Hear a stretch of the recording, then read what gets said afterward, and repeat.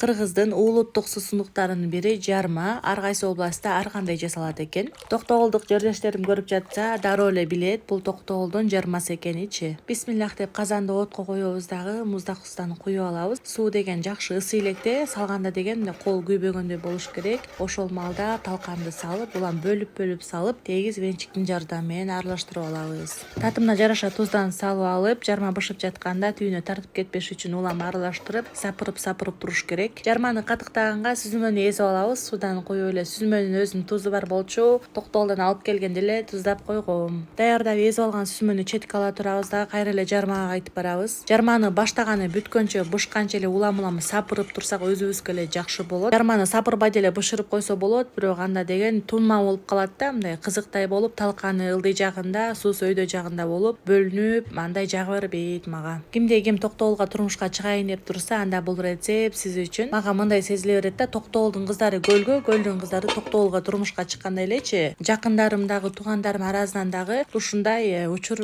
көп болду да. Жарма бышкандан кийин жакшылап сапырып муздатып алабыз. Ооз күйбөгөндөй болгондо сүзмөнү салып, жакшылап катыктап алып, чыналарга куюп алып, дасторконго тарта беребиз. Бул жарманын ден соолукка пайдасы аябай жакшы жана курсакты дагы ток кармайт.